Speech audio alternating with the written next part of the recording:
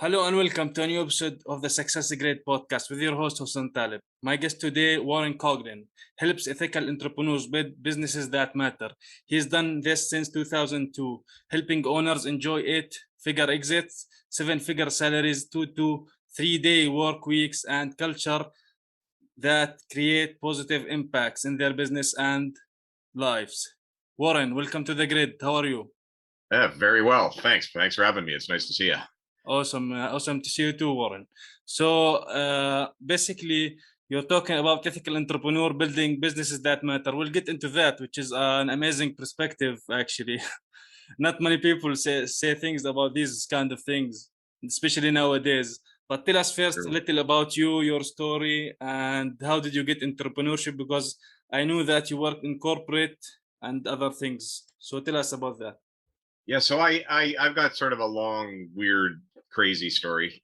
In some ways, for me, it starts actually at birth, because I was supposed to die. I was given zero chance of survival at birth, and Oh, the doctors told me, basically they were going to do, or didn't tell me. They told my parents.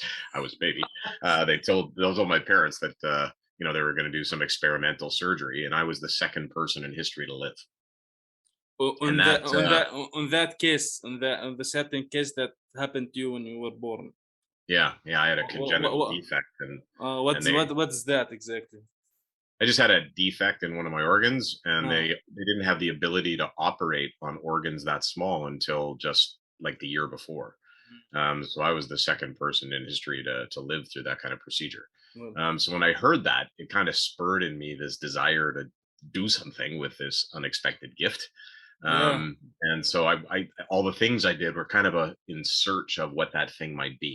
So I became a lawyer, and I thought, in Canada where I live, a lot of people in politics go there through law. And I thought, okay, maybe I'll go into politics and try to help society that way. And then, I met people who played that game and thought, yeah, maybe not. And then just, pursuit of justice. But then I found, I like making a pie rather than fighting over a pie. And so I didn't really like law that much. And then I became a college professor. I was an actor and a theater director at the same time Oh, during all cool. of that, And thinking theater, about. you worked in theater. Oh, cool. That's guess site of I suppose. Oh, it was very fun. It was Really? great, Oh, and then I cool. became a director. But the truth was nobody was leaving my plays changing their lives. So I was entertaining people, but I wasn't necessarily having an impact. And Mm, then I found entrepreneurship, and mm, that's where it really started to sing. Like I believe at the core of my being that entrepreneurship is one of the most powerful forces for positive social change. And entrepreneurs, what you do as an entrepreneur, you saw, there's a play called Rent, and there's a great line in it. It says the opposite of war is not peace, it is creation. Because mm, war is actually about destruction, and so creation is its antithesis. And so what do entrepreneurs do? You create solutions to problems, you create jobs, you create wealth, you create opportunities, you create experiences for customers and employees. So what you do as an employee really matters, and therefore it matters that you do it well. So mm. after doing entrepreneurship myself, and we had 3 or 4 businesses in the new media space, and then went through what was called the dot bust era, where everything sort of crashed in that and survived through that. Sold my interest in my business, and was looking for the next thing to do, and discovered that this weird thing I'd never heard of before called business coaching. Mm, cool. So, And a family friend in across the country was doing it, and I went, "That sounds cool." And I looked into it and talked to friends and family, and everybody was like, "Oh my god, that's perfect for you." So I started business coaching back in 2002, and sort of haven't looked back since. oh, cool, awesome. So you basically mentioned like you discovered entrepreneurship, which is something a path that someone takes. Sometimes it looks at it in the future and can be scary, maybe. Right. Hmm. So when did you discover that exactly and how? By the business coaching, this is what you mean? You discovered entrepreneurship, and what No, did I you discovered think? entrepreneurship first. Oh, yeah, I, be- okay. I became an entrepreneur. Like I had, Mm. like all entrepreneurs, I had a couple of failures first. No, You know, what? but it had always been in the back of my mind. Like when I was a kid, in high school, there's a program called Junior Achievement, which is helping like high school students start like a little small experimental business. Mm, cool. So I did that. So I'd always been thinking about business solutions to problems. Mm, So I'd always been thinking about it. But then after 6 years of law, I went, I don't like this. So I jumped into entrepreneurship, and my first two things didn't work out. But they didn't work out for interesting reasons. One, because the first one was because I partnered with somebody who didn't share the same values as me and was actually quite mm, unethical and did a little bit of some shady stuff. mhm, And then the second one was just I didn't understand the complex buying process in a large corporation. I had the vice president of marketing for this big company tell me what I was proposing was exactly what they were looking for. So I thought, hey, I'm golden. This is great. And then it got into the multiple buyers situation within a large organization, and I just didn't understand that process.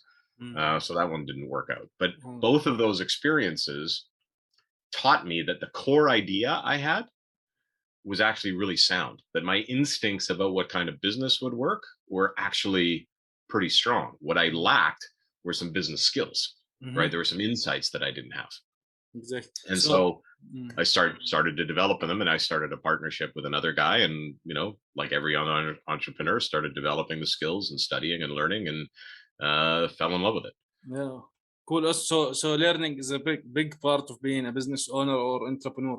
But that gets me to basically what you basically help entrepreneurs do, help ethical entrepreneurs to build businesses that matter. So from your experience, the one that first failed, you mentioned that your first partner was kind of unethical. So from Yeah. that point, especially now, I think now a lot of people now just push, let's say, the sales. They hide, I don't know, they hide something.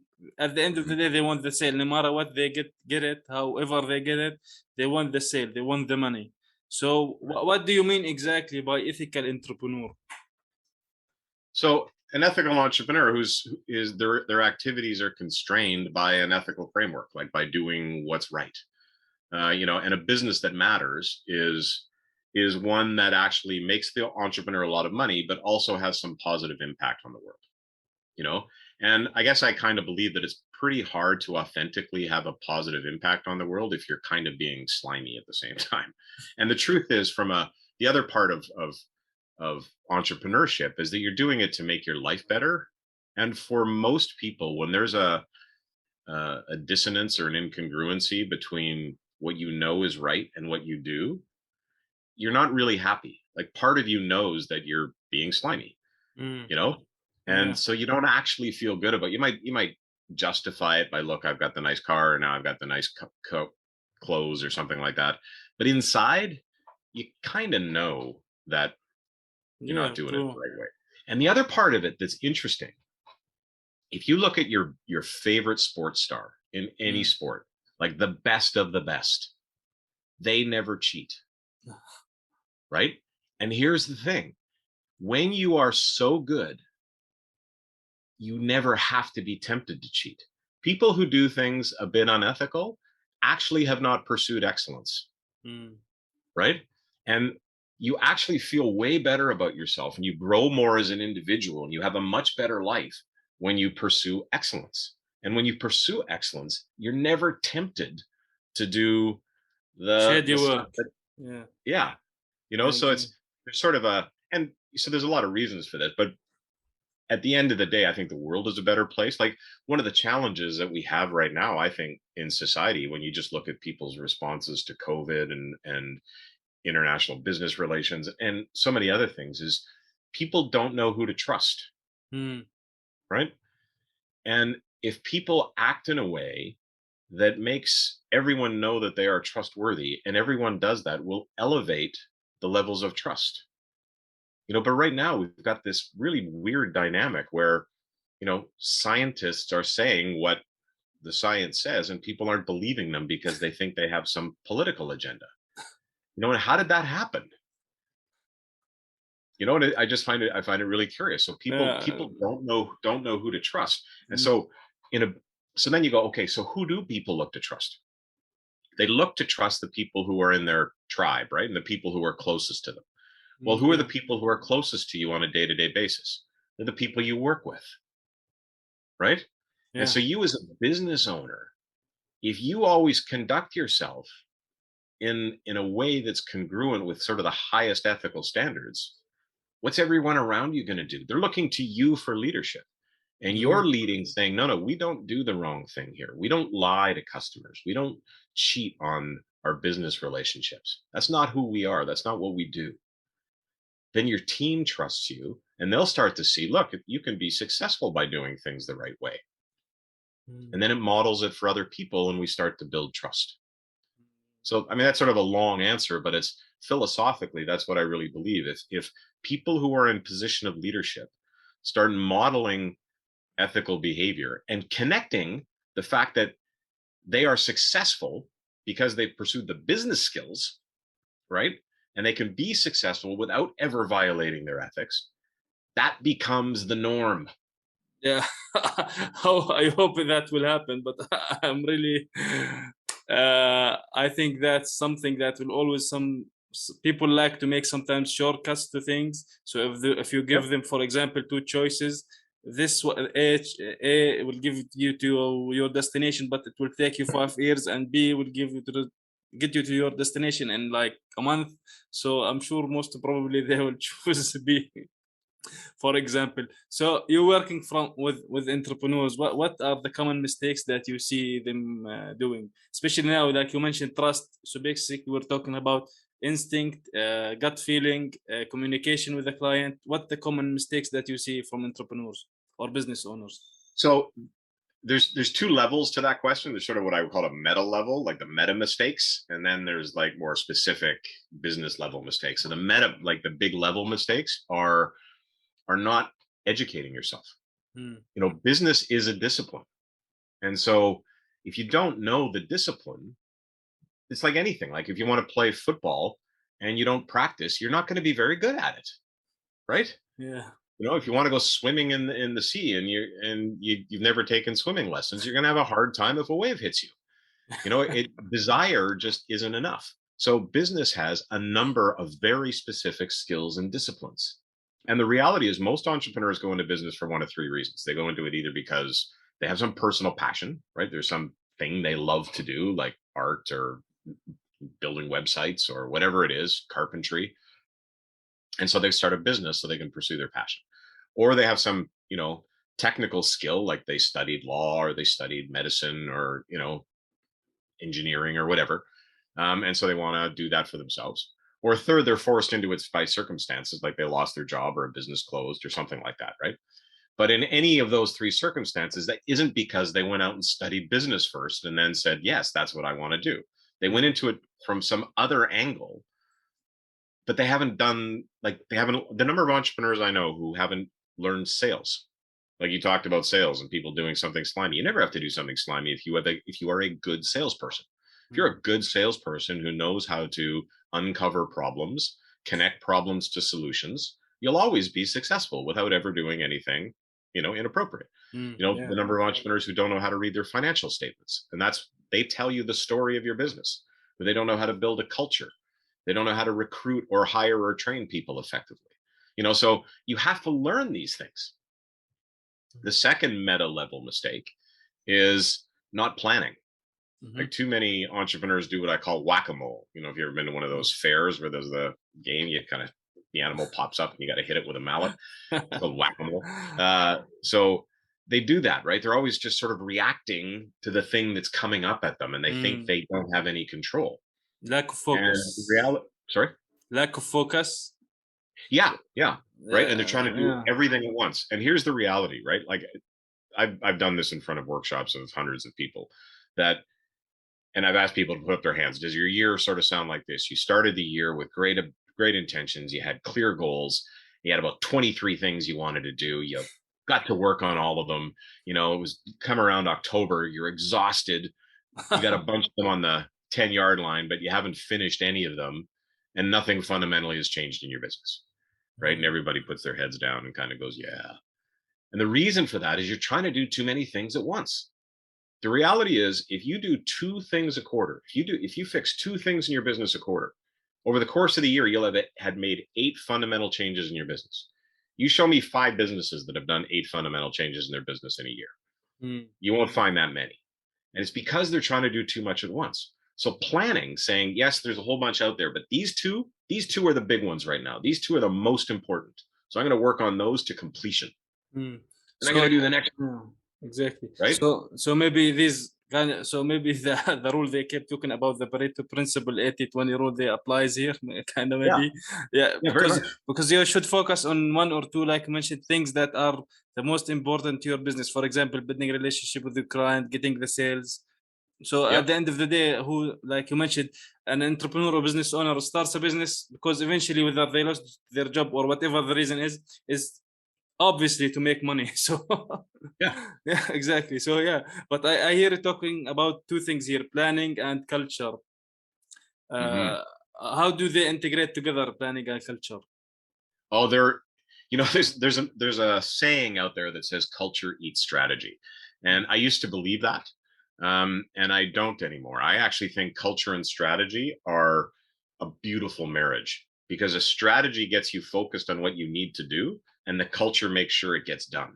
Right? Mhm. When you have a high performance culture, you don't need to be on top of everybody all the time. You don't need to be micromanaging. You don't need tons and tons of intricate systems. You create sort of an environment in which people are problem solvers, Yeah. right? And then you say, here's the strategy, here's where our focus is. And it's sort of like having thoroughbreds, right? You put them on the track and they know they run. And when you have that, your job as a leader becomes way better. But one of the problems is most entrepreneurs, because they haven't learned about how to recruit effectively, they haven't learned how to performance manage, they haven't learned how to build a culture, like actually what that means to proactively build a culture.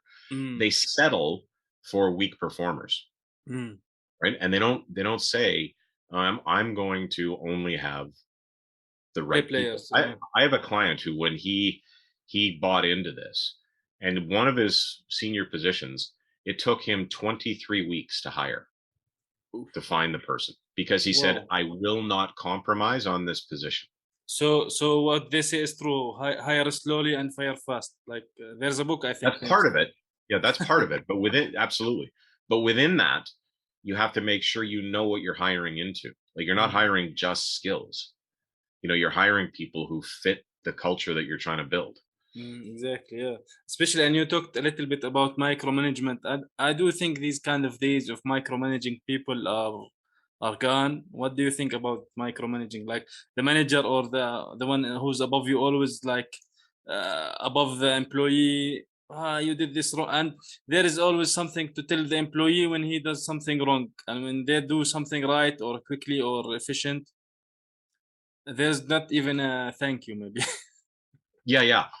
So there's two. So micromanaging sometimes is necessary Mm, when you don't have, like, when you don't have the right person in the role and you can't find a replacement yet. So to get the results for the customer or client, sometimes you do have to micromanage that poor performer because they just don't have the capability of doing it because you hired wrong.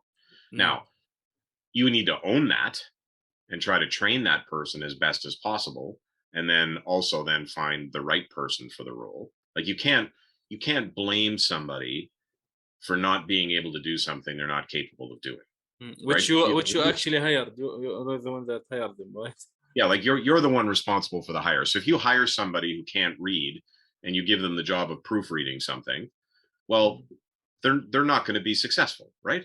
mm, You hired the wrong person for the role. yeah. um, so in times like that, maybe you have to micromanage. But to your other point about criticizing people and never thanking them, absolutely, that's just bad management. And it's actually inconsistent with human psychology. Like, the way the human brain actually works is that when people are in a state of fear, like, we can get into the science of this, but there's something called a parasympathetic system and a sympathetic system in your brain. Mm, And when you go into fear, you go into fight, flight, or freeze, right? You go into one of those three yeah. sort of Yeah, states. so you just wanna eat the other person. I guess I don't Yeah, know. or run away from them, Yeah. or just hide, right? But in any one of those circumstances, the creative centers of your prefrontal cortex shut down. They kind of go offline. So when you are constantly criticizing people and creating a culture of fear, you are making it that you will never get the best performance from people. Mm. Whereas when you thank people, when you recognize them, when you create an environment, there's a term now that's become very popular called psychological safety. When you create an Mhm. environment where people actually know that they're safe, you will, and this you'll get better performance. Now, I know some people will listen to this and go, "Oh, do I have to coddle people?" This isn't about it isn't coddling, right? And this is the hard thing when I say you got to study and really learn business. You are demanding of people. You have high expectations. So this is not coddling people at all. You are if you're building a high performance culture, you're hiring people who want to perform, who get satisfaction out of producing great results, right? And you insist on high expectations, you build a culture of accountability, you measure results, right? But at the same time, you make it safe for people to come up with ideas, to propose solutions, to try things that maybe are a little bit daring. You thank people for doing that. You recognize them in front of others for doing excellent work. When you do those two things, you have high expectations, but then high appreciation. People are going to go, this is an awesome place to work. Why? Because I get to grow. Like these Yeah. expectations of me mean I get better. Remember what I said about excellence earlier? Yeah. Like I'm becoming excellent, which means Yeah. I have Exactly. pride in what I do. I'm good at what I do. That gives Exactly. me You that gives you me grow. success, Yeah. right? And then I'm appreciated for it as well, which means I belong. So Exactly. all of a sudden, why would I leave this job, Exactly. right? You grow and it's step by step process. Some of the if we look at, for example, big companies like Google, sometimes I was reading something about them, like a lot of their products came from certain individual in certain teams. So ideas should be encouraged because and not taken away from them, because look how many products Google now have, and a lot of them are from people who work in a company now, whether they are in higher position or lower position, it does not matter. But the ideas that can come from people or group of people is huge, is enormous for a company. Oh, I'll tell you two contrasting stories. So I have a client who she implemented this challenge with her team. I've got a couple clients doing this, and it's a really cool exercise. But they did a little challenge that they each had to come up with just three ideas. I think it was an idea a day to challenge Mm. them to somehow make the business better. And they did it for 1 month. An They idea a now day. have Okay, cool. an idea, and they came up with something in the neighborhood of 300 ideas. Some of them are bad, like some of them are terrible ideas, but they've actually got two new entire business lines as a result of that exercise. And one of them came from their newest, most junior employee. Hmm. And so, if you're tapping into that, there's so much untapped potential in your Potential, yeah. organization. People are sitting there with creative concepts, and if you don't give them the freedom and the permission to do that, you lose it. The contrasting story to that, I had a client who was working for a large bank, and they were in a meeting with some members of the bank's team. And at the end of there was a young guy in the meeting who gave an idea. That was actually not a bad idea. And after they left, the vice president said to the manager of that person, "Why is that guy speaking up in meetings? That's not his role." And they were like, Really? "Oh." Wow. And the guy actually had the good idea that they wound up acting on. But this vice president thought it was inappropriate for somebody to be coming up with an idea. Because he's a smaller employee than him, so he's a big. Yeah, that's just dumb. Uh, that sometimes, yeah, these big banks, banks, they're not good. Well, it's So, where people don't understand power as yeah, as a detriment. exactly. Power should be used to help people fulfill their potential and Yeah, and provide value, not to put people down. that's leadership. It's like what we see. It's like walking in front, not behind, and pushing Yeah. people away. So, what do you think are keys to effective strategy for any business or company or entrepreneur? Keys to strategy? To effective Um, strategy, yeah. yeah, so there's a few steps like to do it well.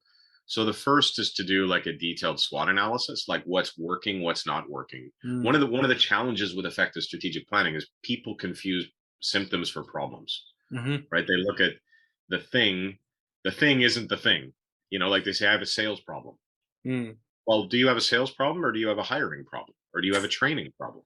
Yeah. Right? Like until you dig in deeper, you don't you want to be able to identify the true problems. So you got to do a detailed SWOT analysis. SWOT means strengths, weaknesses, opportunities, and threats. Oh, And so when you do that, then you kind of analyze what's there. And if you do it well, you'll come up with 2 or 3 kind of themes, that are sticking out. And then you pick one of those themes and say, I'm going to focus on that. So a key to strategic planning is picking a focus, right? So exactly. this quarter, we're going to focus on this, and then pick just a limited number of priorities. Like I usually say three priorities, and then get very detailed. So again, one of the things people do when they mess up with planning is they stop at the level of goals, and goals are not a plan, right? That's Yeah, like exactly. the goal is the destination, but if you don't have a map how to get there, You will get you're not lost, maybe. yeah. So you got to actually build the action steps. What are the actual steps that are going to be taking? Who's going to take them, and when are they going to get done? And so it gets down to a level of detail and granularity that it's very specific about who's doing what by when. And then the last piece, which is really where most strategy fails, it's in execution. Too This many is people do this yeah. work and they This do is the very plan. important. Yeah. Oh, it's the magic, Yeah. right? But if you don't, what happens is something comes up, right? And this is the excuse that people always have. I built the plan, but then something came up. And so then they put the plan away and they react to the thing that came up. And then another thing comes up, and then another thing comes up. And then pretty soon the plan is just dead. And what you have to do is have the discipline to actually do what's on the plan and make that your priority. And if someone says, "Well, but there was something more important to do," then that means your plan sucked. Like you didn't plan well, because your plan should reflect what's most important.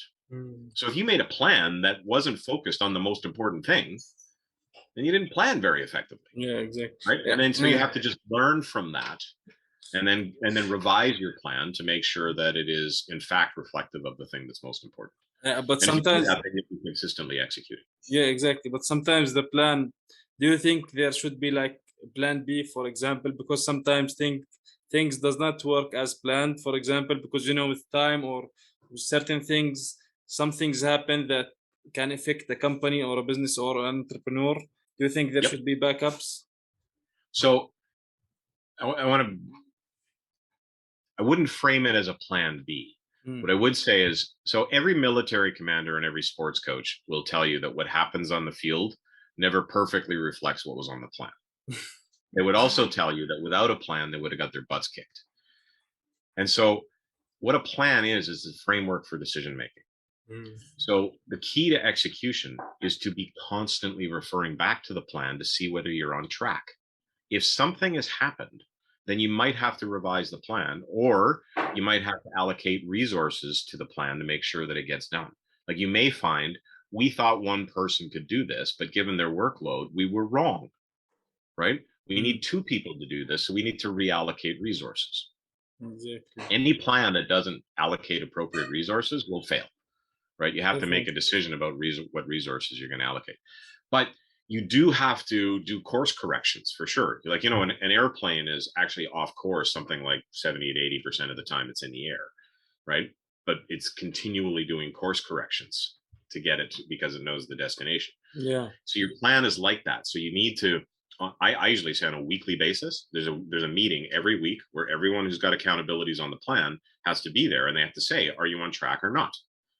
If you're not on track, then what needs to happen to get back on track? And if they can't, like if you were just, so here's the thing, here's what'll happen for your listeners. But the first time you do planning, you're not going to be good at it. It's like all the other disciplines, right? Because it's hard. And what a plan is it's a theory, right? It's a theory that says if I do these actions, it'll produce this outcome. So your theory will either be right or wrong. Yeah. If your theory is wrong, then you learn from it. I thought 10 calls would generate 2 leads, which would generate 1 client. That's either going to be true or not true, right? If it turns out it takes 20 calls to get 1 client, okay, now you've learned something. So then you revise your plan to say, I have to make 20 calls to get 1 client. It's not good or bad. It's just, that's what it is. Yeah, That's you what the have to numbers you are. have to adjust. Definitely, this is the plans Yeah. for plans can be adjusted with time. It does not have to be right. just But strictly. you have to, but the key is everyone involved in the plan has to agree to the change to the plan. Mm, That's the magic of it.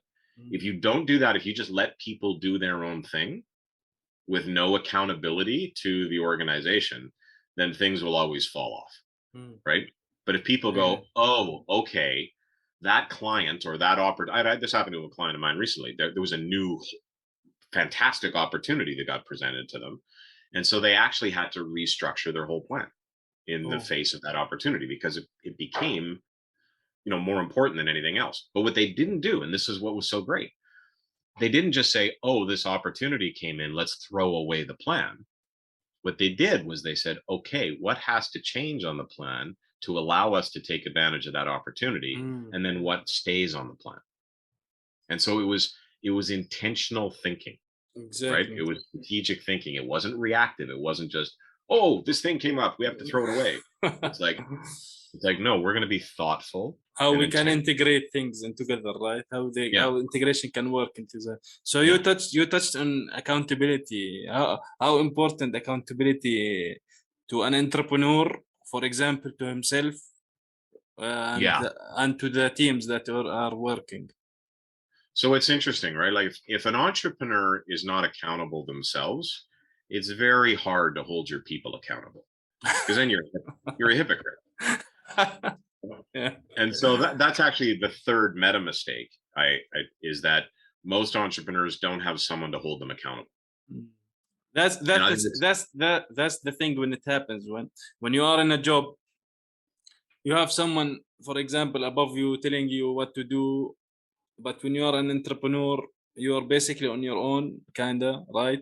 You have to that's right. hold yourself responsible for certain things, for certain times that you want to do certain things, for certain tasks you want to accomplish, for certain whatever. So yeah. Yeah, and it's really easy. Most entrepreneurs I meet are actually pretty smart. And there's a line I say, smart people don't tell themselves stupid lies. And so the justifications that you'll come up with for not doing the things that you should be doing, oh, they'll be good, right? They'll be really, you'll tell them to your friends and they'll go, oh, yeah, yeah, I understand. But at the end of the day, there's still lies, right? Because, it's because you just have a preference of something you do, or there's something you don't feel you're very good at. So you try to avoid, or there's a call that you're uncomfortable making, whatever it is. But you need someone to hold you accountable, to make sure you're doing the things that you know you should be doing, and to hold you to the standards and values that your business has. Mm. One of my clients, she actually I was very shocked but quite delighted. She actually called me the moral compass of her business. Okay, um cool. you know which was really kind of neat. And so that's the kind of why I do what I do. Like a coach like me is one type of resource that helps you stay accountable. I had a client once who he came in and he reported on doing something. He goes, I didn't want you to yell at me. And I've been working with him for 3 years at this point. I said, when have I ever yelled at you? And he goes, you don't yell with your voice. You yell inside your mind. Maybe you Yeah. So heard it it. was Something. just it was just the fact that he has to report into me. Like my approach is to problem solve with people, right? I'm not a big disciplinarian, but I do ask people to be accountable, right? And so, a coach like me is someone to be accountable. There's also groups. There's groups like EO, or sometimes there's mastermind groups, or people just, I used to have a buddy and we would call each other every day about the things we're going to do that day. Um, so, whatever system you use, you should make sure that you have that person or people. And that way, so if you're constantly educating yourself, constantly planning and executing your plan and learning from your executions, and then having somebody that holds your feet to the fire to make sure you're doing what you say you should be doing, you almost can't help but succeed, Yeah, right? exactly. And so those are the three. But I think those are the things that people, because they get caught up in the moment, they don't actually spend the time doing. Yeah, exactly. So, sometimes it feels like you mentioned, sometimes some task or something that you don't like doing or you hate doing, so you keep postponing when it's actually might be important to the business. These kind of things. So it gets lost, and Yeah. you And actually, sometimes derail. Yeah. And on the accountability, like I think accountability is so important that actually on the front page of my website, I actually have a sales accountability tracker, to a planner and tracker. And what it does, a lot of people they're not experienced in sales management. And if you have salespeople, how do you actually make sure that the salespeople are doing what they're supposed to do? And even the salespeople learn what works and what doesn't work.